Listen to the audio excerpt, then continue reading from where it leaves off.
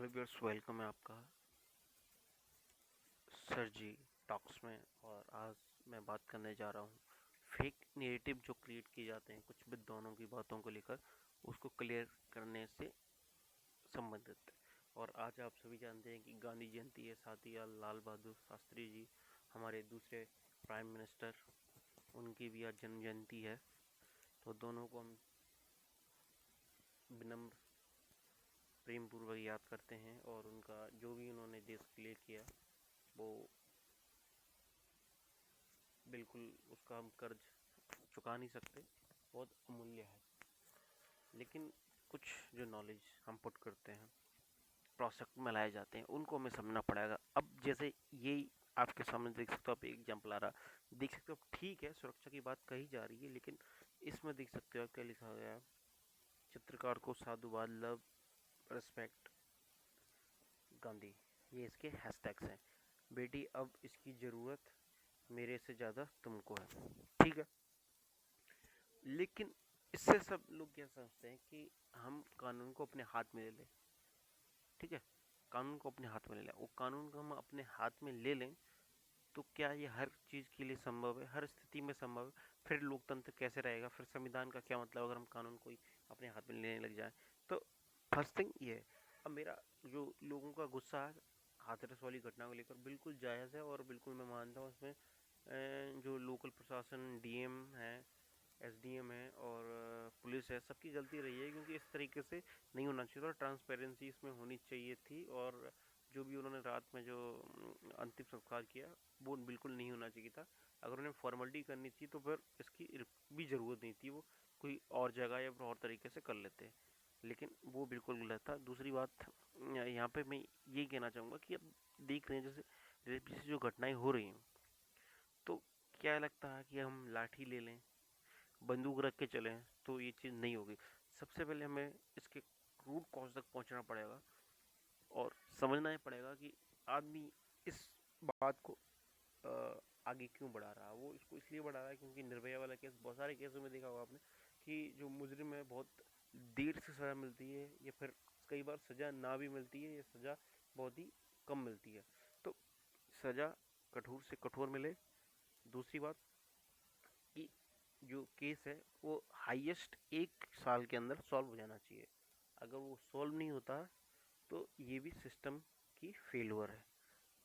और उसके बाद जो आज आंदोलन हो रहे हैं, सब घटनाएं हो रही हैं, ये उसके बाद होना चाहिए। और बाकायदा इसका एक ऑनलाइन पोर्टल होना चाहिए जहाँ पे कोई भी केस रजिस्टर्ड हो, पर डे उसमें क्या कार्रवाई हुई क्या नहीं हुई उसकी जानकारी प्रोवाइड कराई जाए, ताकि किसी के साथ न्याय हो पाए प्रॉपर तरीके से। तभी ये सुनिश्चित हो सकता है। एक दिन का हम पूछताछ खड़े लेके खड़े हो जाएंगे तो उसका सडनली प्रेशर आता है, लेकिन उसके बाद गड़बड़ी हुई नहीं हुई तो हम उस चीज़ को भूल जाते हैं। तो उसको कुछ लोग राजनीतिक मुद्दा ही बना रहे हैं। तो मेरा सिंपल सा यही कहना था कि आप जैसे लाठी वाला एग्जाम्पल देखिए कि अगर 8 साल, 2 साल, 3 साल हम सुनते हैं इस एज के साथ अगर रेप जैसी ये दुर्घटना होती है, तो क्या लगता है आपको कि उसके लिए सेल्फ डिफेंस, जूडो, कराटे, लाठी, ये सब से उसको रोका जा सकता है क्या? उसको रोका जा सकता है लॉ को इम्प्लीमेंट करके। और दूसरा, जो हम हमारी संस्कृति है, सभ्यता, जिसको हम भूलते जा रहे हैं, बिल्कुल हम बहुत ही ज़्यादा आधुनिक बने जा रहे हैं। तो उसको भी हमें समझना होगा और क्रिमिनल मेंटेलिटी को 0% टॉलरेंस रखना होगा। मतलब बिल्कुल भी सहन नहीं कर सकते किसी भी प्रकार का आपराधिक कार्य, भले वो देश का बड़े से बड़ा व्यक्ति क्यों ना करे। तो अगर प्रॉपर तरीके से काम होगा तो हम इसको इम्प्लीमेंट कर सकते हैं, वो हमें रिजल्ट भी अच्छे मिलेंगे। क्योंकि हम देखते हैं कि कई लोग ऐसी घटनाएं वारदात होने के बाद भी बताते नहीं है, शर्म के मारे, उन्हें लंबे समय तक न्याय नहीं मिलता। तो वो न्याय उनको मिले, जल्दी मिले, सही मिले, विश्वास जगे, और सज़ा जो आरोपी है पूरी जांच पड़ताल के बाद उसको इतनी मिले कि अगला व्यक्ति उस कार्य को करने का दुस्साहस ना करे। और जो मैं सीरीज स्टार्ट कर रहा हूँ उसका यही है कि जो भी महान व्यक्तियों ने, जो महापुरुषों ने जो ज्ञान दिया, उसको गलत नैरेटिव में कैसे पेश करते हैं। जैसे गांधी जी ने कहा था कि एक गाल पे अगर आपको कोई चांटा मार दे तो आप दूसरा गाल आगे कर दे, तो ये उन्होंने दुश्मन के लिए नहीं कहा, ये घर के लिए बात थी कि घर में कभी अगर बड़ा छोटे में या छोटे बड़े में कभी कोई कहा सुनी हो जाए तो हमेशा हमारा ये कर्तव्य बनना चाहिए जो छोटा है, कई बार बड़े को भी, कि वो चीज को से कॉम्प्रोमाइज, कल आज कुछ गलत हुआ तो कल वो सही किया जा सकता, उसको समझौते की कोशिश करें। जब बात की जाती है कि बस बिल्कुल अहिंसा त्याग दो, तो ये बिल्कुल गलत है। सम्राट अशोक ने अहिंसा त्यागी थी, कई सारे राजाओं ने अहिंसा त्यागी थी, वो हम सिर्फ अपने मंदिर बनाने, भोग विलास, सब इसी चीजों में लिप्त हो गए थे, अध्यात्म की तरफ बहुत ज्यादा चले गए थे। हुआ क्या, हमारी जो बहुत बड़ा इंस्टीट्यूट था नालंदा वो जला दिया गया, देश की संपत्तियां लूटी गई और हजारों साल हमें गुलामी काल का काटना पड़ा। तो आगे भी अगर हम चाहते हैं कि अब डायरेक्टली तो कोई हमें अपना गुलाम बना नहीं सकता, लेकिन वो अपनी सभ्यता हमारे ऊपर डाल के जो कि हो रहा है उसके द्वारा हमें हमारे दिमाग को कैप्चर कर सकता है, हमें आगे बढ़ने से रोक सकता है।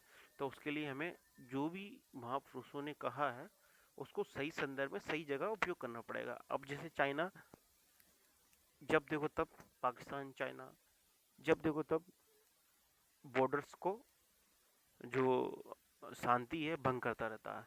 तो क्या उसके लिए हम, अगर उसने एक गोली मारी, क्या हम 10 गोलियों का इंतजार करें कि हम गोली खाते रहें? क्या हमारा एक जवान शहीद हुआ, दूसरा जवान उसके सामने शहीद होने के लिए खड़ा कर दें, क्या उसका हृदय पिघल जाएगा? बिल्कुल नहीं होगा, ये फिल्मी बातें हैं। तो हमें इस बात को समझना पड़ेगा और तभी हम आगे बढ़ सकते हैं। तो फेक नैरेटिव जो है उसको एक्सपोज करना है, अपनी आवाज़ बुलंद करनी है।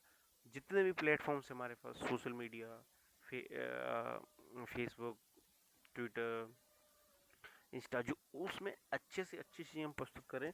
और कुछ लोग बहुत ही वाहियात चीज़ें डालते हैं तो हमें उनका विरोध करना चाहिए, क्योंकि जब हम उनका विरोध करेंगे तो वो उस चीज़ को प्रमोट नहीं करेगा। जैसे आप देख सकते हैं कि अभी जो घटना हुई हाथरस वाली, उसमें जो फोटो सर्कुलेट हो रहा, शेयर हो रहा है, वो किसी दूसरे लड़की का जो चंडीगढ़ में 2 साल पहले ही मर चुकी है। तो अब लोग उसी को शेयर किए जा रहे हैं, उसी को सच मान के। तो अगर आपको पता है कि ये गलत है तो आपको उसे गलत बताना पड़ेगा ताकि लोग उससे बच सकें और अपने ही मन में दो धारणा ना बनाएं। कानून, अगर हम चाहते हैं लोकतंत्र रहे, शासन जो व्यवस्था उसके तहत न्याय मिले, तो उसके लिए हमें पेशेंस रखना होगा। बस सरकार से भी ये अपील की जाती है कि प्रॉपर वो वर्क करे, क्योंकि कई जगह हम देखते हैं सरकार भी सिर्फ अपने राजनीतिक लाभ के लिए काम करती है, वो बिल्कुल नहीं होना चाहिए। तो मकसद यही है रहेगा इस सीरीज का आगे आने वाली वीडियो में, कि जो भी फेक नेरेटिव्स हैं जो कि महापुरुषों की कही गई बात को लेकर क्रिएट किए जाते हैं उसको हम समझे। कई नॉर्मल बोलचाल के शब्द हैं, गाने हैं, उसका मतलब कुछ और होता है, हम कुछ और समझ लेते हैं।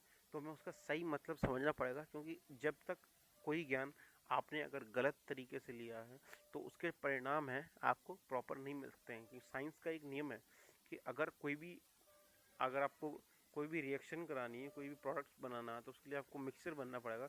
और मिक्सर जो करना है वो प्रॉपर प्रोडक्ट का होना चाहिए, अगर प्रॉपर प्रोडक्ट का नहीं होगा तो कुछ और ही बन जाएगा। तो इस बात को हमें समझने की ज़रूरत है, जो कि आजकल बहुत भारी मात्रा में हो रहा है। तो आज के लिए बस इतना ही। आप अपने कमेंट मुझे शेयर कर सकते हैं, मैं उनका आपको जवाब जरूर दूंगा।